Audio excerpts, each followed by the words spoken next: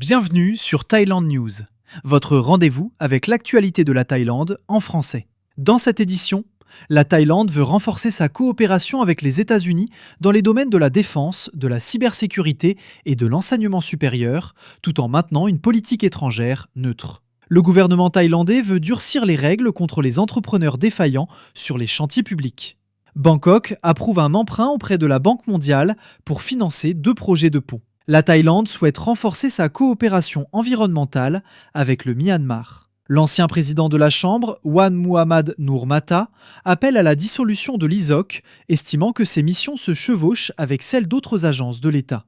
Les autorités thaïlandaises renforcent le contrôle de la culture du cannabis avec davantage d'inspections, des sanctions plus strictes et un nouveau système numérique de suivi. La Thaïlande se dit prête à accueillir Tomorrowland Thaïlande en décembre avec 150 000 billets déjà vendus.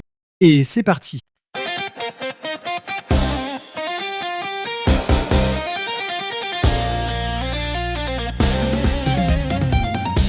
La Thaïlande souhaite renforcer sa coopération avec les États-Unis. Les domaines concernés sont stratégiques, la défense, la cybersécurité et l'enseignement supérieur. Mais Bangkok tient à préserver sa ligne diplomatique. Le pays affirme vouloir maintenir une politique étrangère neutre, tout en soutenant une région Indo-Pacifique stable et fondée sur des règles. Ce message a été porté par le ministre thaïlandais des Affaires étrangères, Sihasak Phuangketkeow, lors d'une visite officielle à Hawaï. Le déplacement s'est déroulé du 5 au 7 juillet, à l'invitation de l'amiral Samuel J. Paparo, commandant du commandement Indo-Pacifique des États-Unis. L'objectif était de consolider la coopération entre Bangkok et Washington en matière de défense et de sécurité. Les deux parties ont également échangé sur les évolutions régionales et mondiales, ainsi que sur les nouveaux défis sécuritaires. Pour la Thaïlande, ces enjeux prennent une importance croissante dans un contexte international marqué par la multiplication des conflits.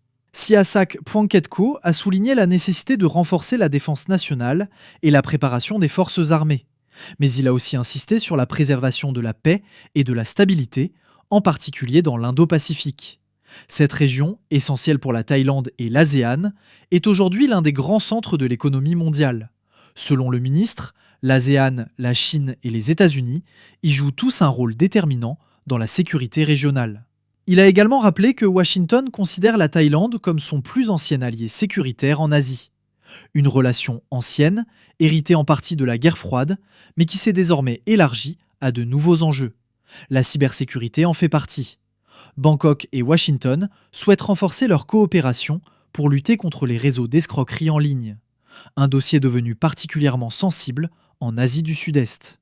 Le ministre a par ailleurs réaffirmé l'attachement de la Thaïlande au droit international, au multilatéralisme et à un ordre mondial fondé sur des règles. Sur la rivalité entre les États-Unis et la Chine, Bangkok veut conserver une position d'équilibre. La Thaïlande ne souhaite pas prendre parti. Elle entend renforcer son propre rôle, ainsi que celui de l'ASEAN, tout en maintenant de bonnes relations avec les deux puissances. Sihasak Phuangketkeow a aussi précisé que la Thaïlande n'avait aucune intention de menacer d'autres pays.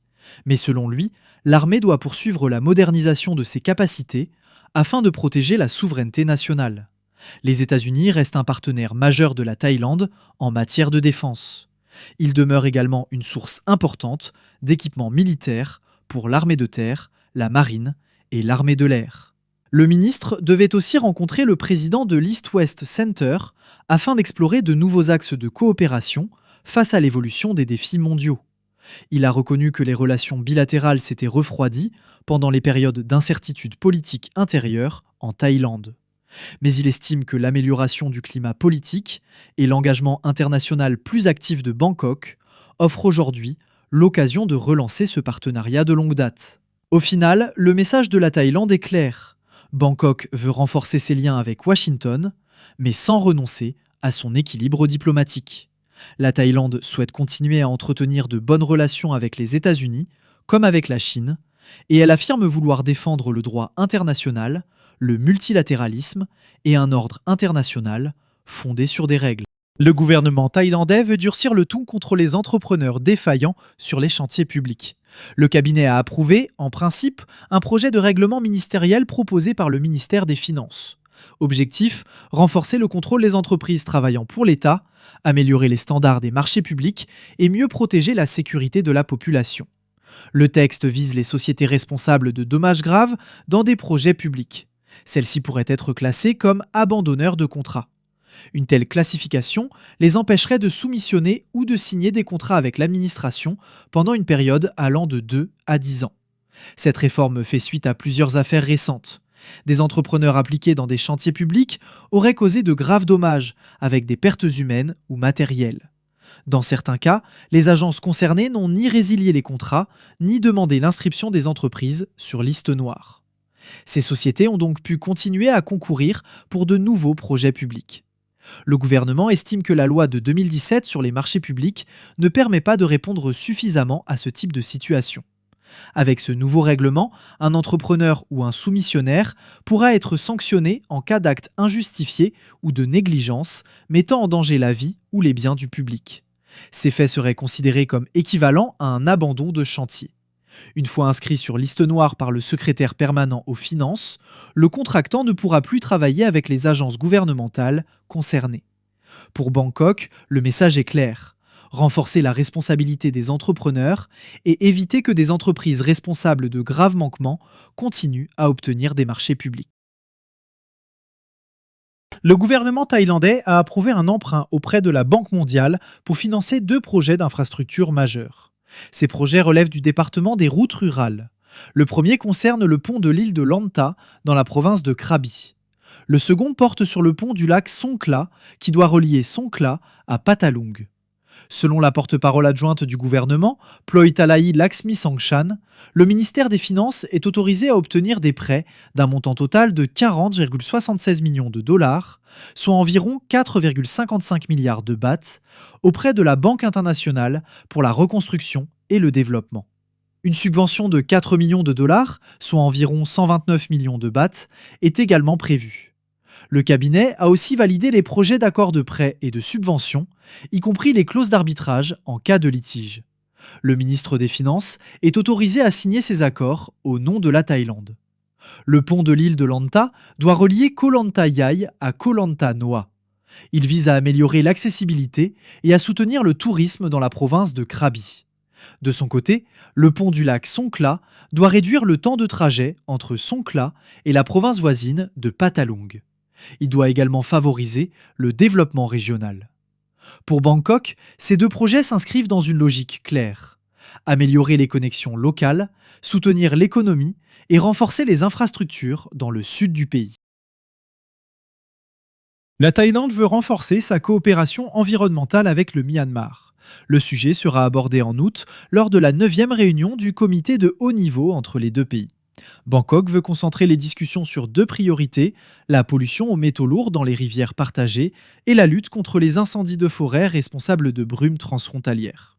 Selon le ministre thaïlandais des Ressources naturelles et de l'Environnement, Suchart Chomklin, le département de contrôle de la pollution présentera les propositions thaïlandaises. La Thaïlande a déjà mis en place une cellule conjointe pour la gestion des incendies et partage son expertise avec les autorités du Myanmar. 3 centres de coordination existent déjà à Tachi Lake, Kengtung et Tungi. Bangkok souhaite désormais étendre cette coopération à l'état de Kaya, près de la frontière thaïlandaise.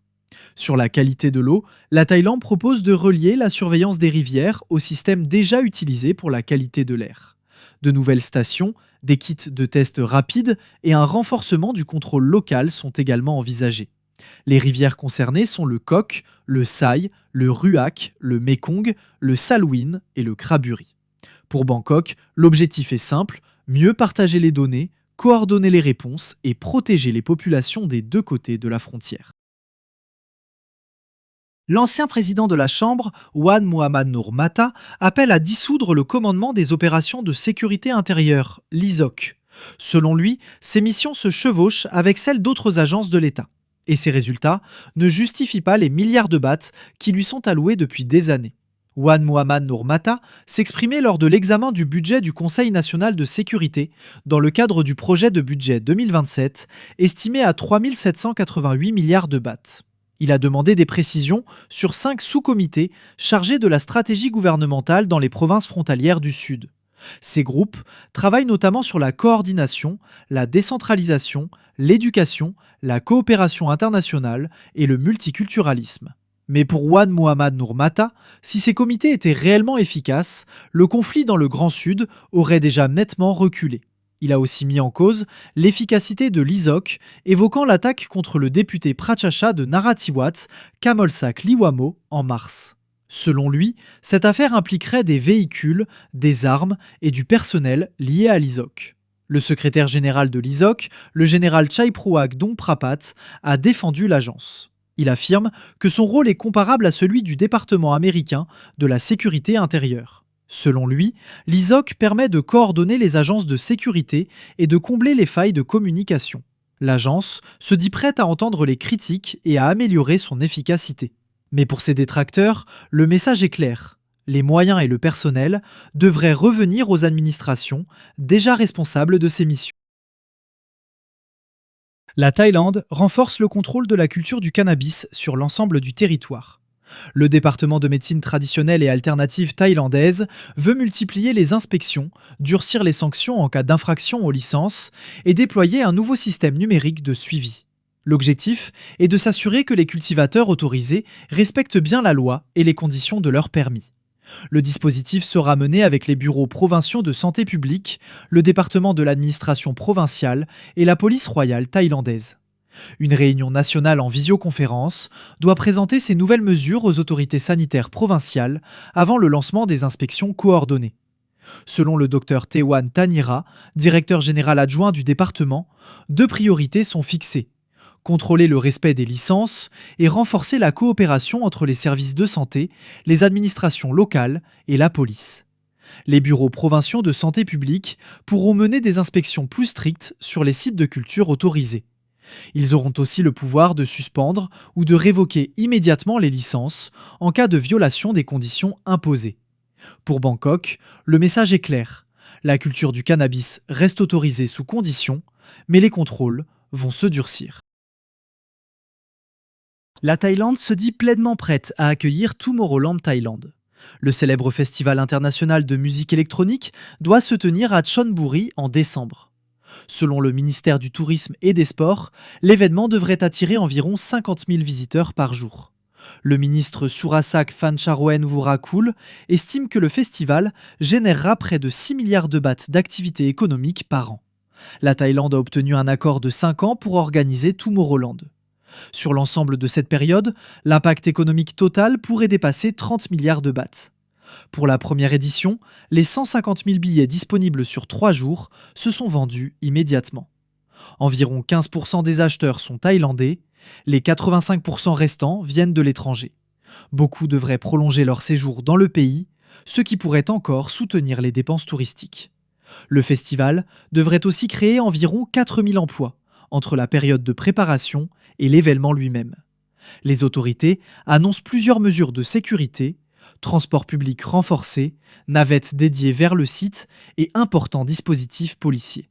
Pour Bangkok, Tomorrowland Thaïlande doit aussi servir de référence en matière de gestion de la sécurité pour les grands festivals organisés dans le pays.